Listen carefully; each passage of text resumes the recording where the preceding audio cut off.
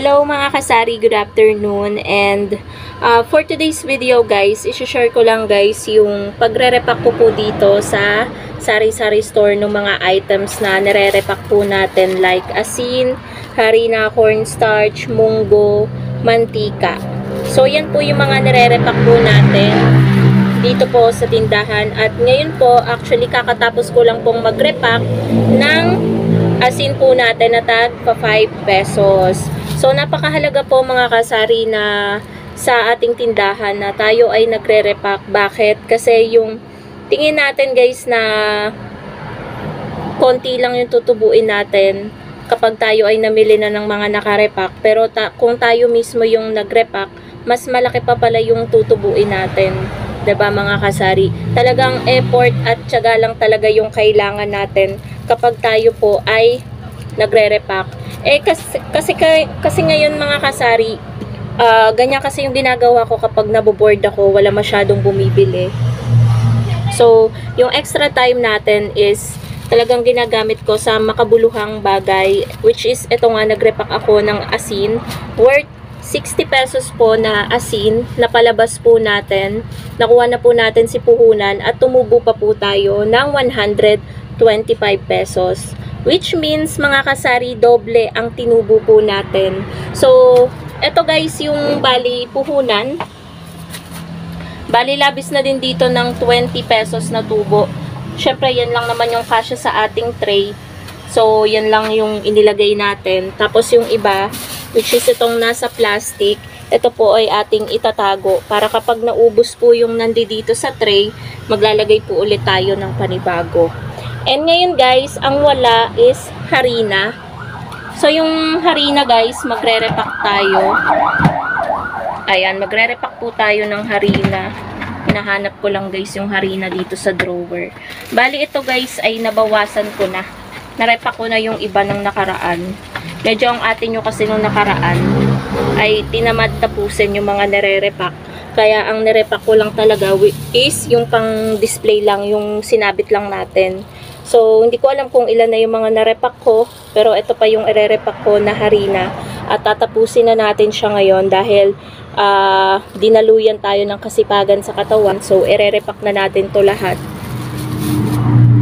So, ayan po mga kasari. Kapag tayo po talaga ay nagtiyaga sa pagre-repack, malaki po talaga ang ating tutubuin. Yun naman po talaga ang kailangan natin yung mas malaking tubo sa ating tindahan. Pero kapag umasa po kasi tayo mga kasari sa mga nakarepack na, ang liit ng ating tinutubo. Like dito po sa paninda kong tuyo, hindi na po ako nagre-repack niyan binibili ko na po siya. May ahente po ako niyan, dalawa.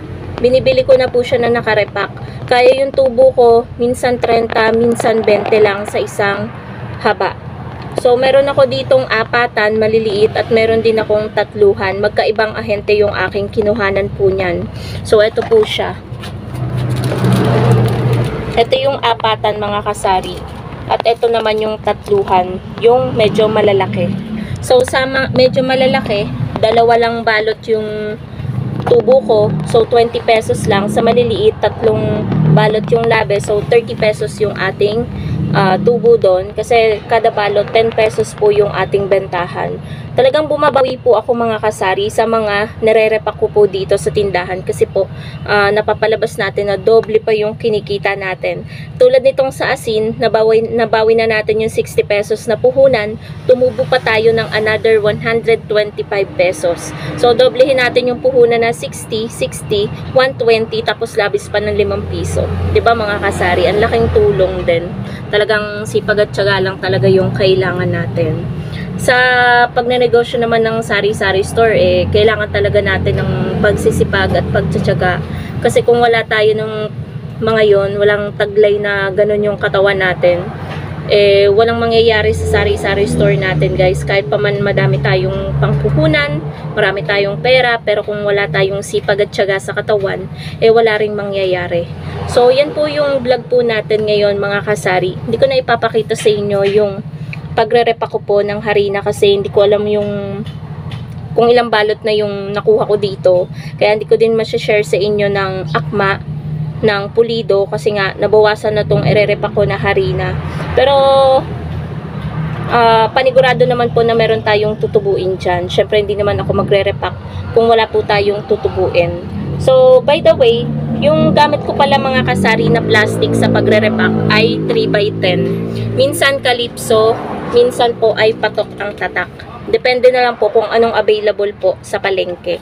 So eto po yung patok, wala pang bawas kasi inuubos ko pa yung Calypso. Yung Calypso guys, eto yung medyo hindi masyadong nai-stretch.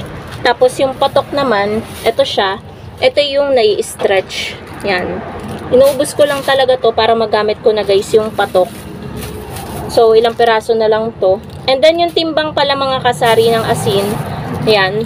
Sa halagang 5 pesos, 3 guhit po siya. Dun sa hindi digital na timbangan. So, hindi ko alam kung ilan yung 3 guhit. Ayan. Hindi ko alam eh. Baka magkamali ako ng share sa inyo. Nakalimutan ko na kung ilan yung 3 guhit eh. 150 grams yata. So, tingnan natin guys. Ito ba? Ilang grams? 65 grams. So, 150 grams tingin ko ang 3 guhit. So, ayun po mga kasari, dito ko na rin tatapusin ang aking vlog. Share ko talaga lang yung ano natin ng pagre-repack. Pakita ko sa inyo guys yung mga items na nire-repack ko dito sa tindahan. And by the way guys, today is pangalawang vlog na natin to. Ngayong Thursday. So, nagtataka ako bakit wala masyadong nag-Gcash ngayon. So, medyo matumal ang Gcash natin. Pero okay lang mga kasari dahil tumubo na rin naman tayo ng 300 plus. At madadagdagan pa rin naman yan dahil maaga pa naman. So, ayun guys. Share ko na din dito guys. Mag-price update tayo. Yan, para medyo mahaba-haba ang video natin.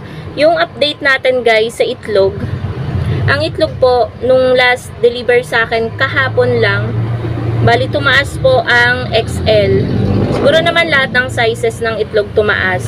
So, ang atin pong kuha sa XL ay 260 pesos na po. Tumaas po siya ng 5 pesos per tray. So, ang tinutubo na lang po natin sa isang tray ay 40 pesos. Medyo mababa na, diba guys?